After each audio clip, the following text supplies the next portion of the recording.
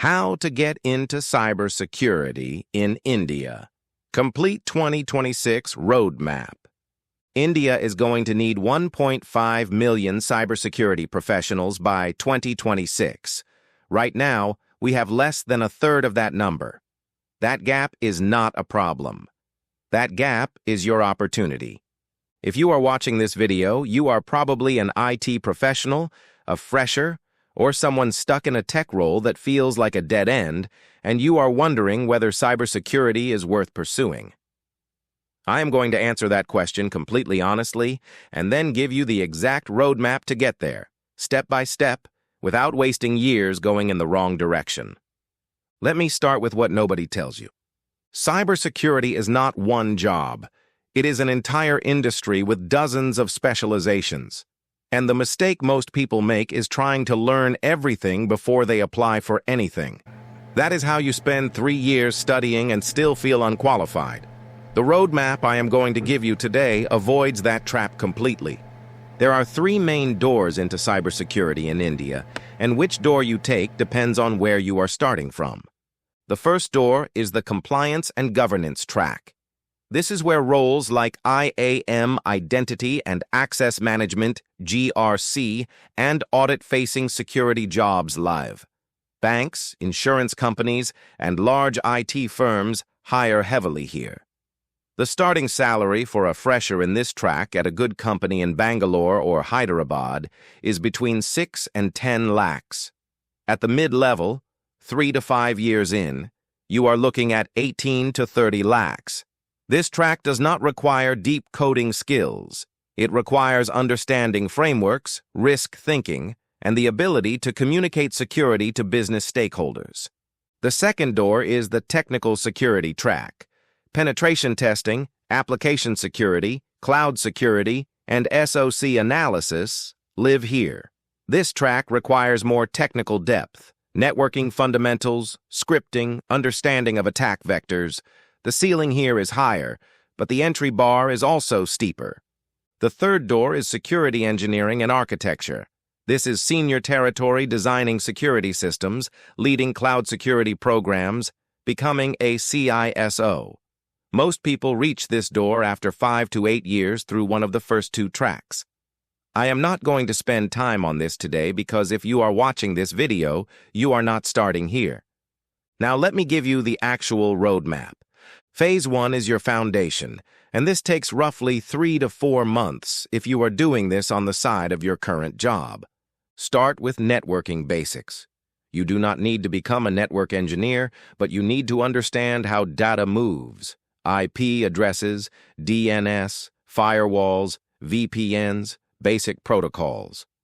The CompTIA Network Plus content covers this well, and you can find free resources for all of it. Spend 3 to 4 weeks here. Then move to operating systems, Linux fundamentals, and Windows administration. If you are already in IT, you probably have some of this. Fill the gaps. 2 to 3 weeks.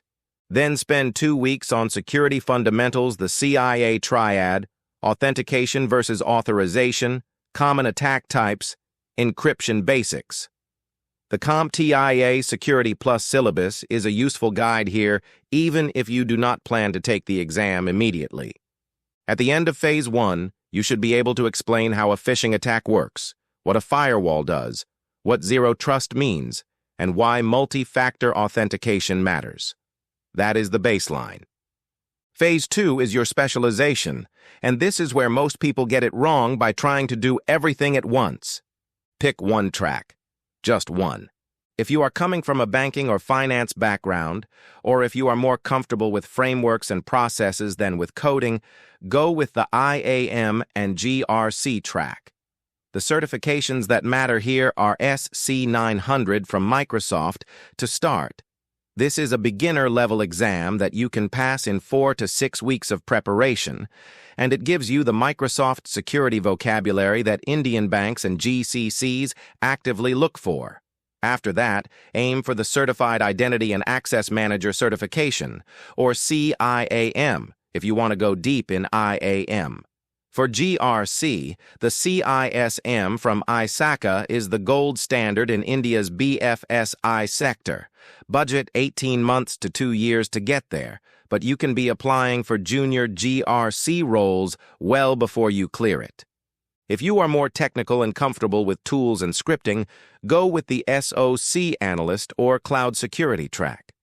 The CompTIA Security Plus is your first milestone here.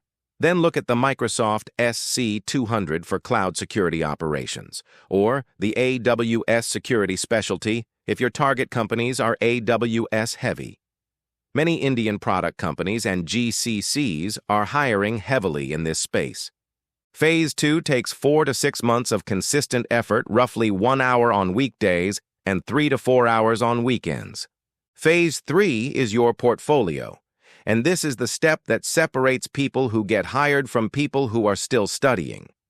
Employers in India's cybersecurity sector, especially in GCCs and banks, do not just want certifications, they want evidence that you can apply what you know. If you are on the IAM and GRC track, build a small home lab, set up KeyCloak, which is a free open-source identity management tool, configure some basic role-based access control, document what you built on GitHub and LinkedIn.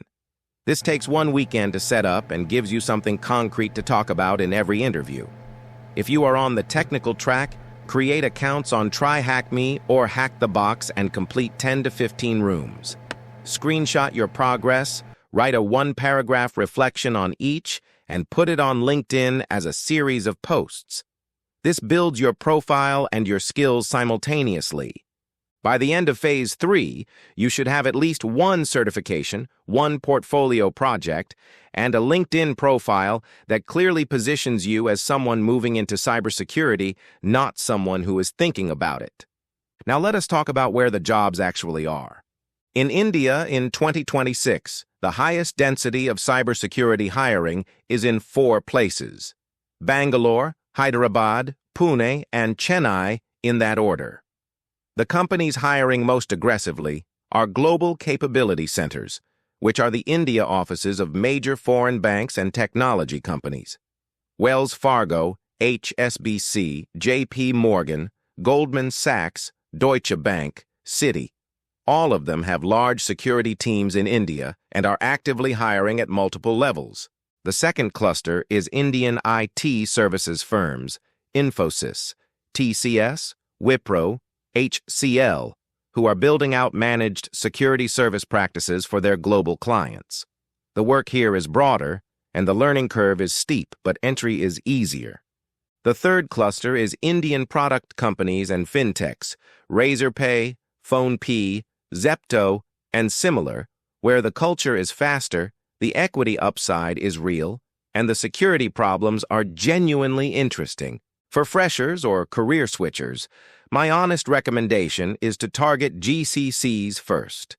The pay is better, the processes are mature, the learning is structured, and your resume comes out stronger on the other side.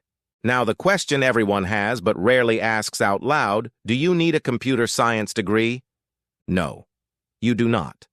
Increasingly, Indian companies are hiring on demonstrated skills and certifications rather than degree requirements alone. I have seen people move into cybersecurity from banking operations, from system administration, from finance, even from non-technical backgrounds. What disqualifies you is not your degree. What disqualifies you is having no evidence that you have done the work. Let me leave you with the 3 things that will determine whether you actually make this transition in 2026 or are still planning to in 2028. First, pick your track today: IAM and GRC or technical security. Do not delay this decision. Indecision is the most expensive thing in a career change. Second, study with a deadline. Register for your first certification exam before you feel ready. The exam date forces consistency in a way that intention never does.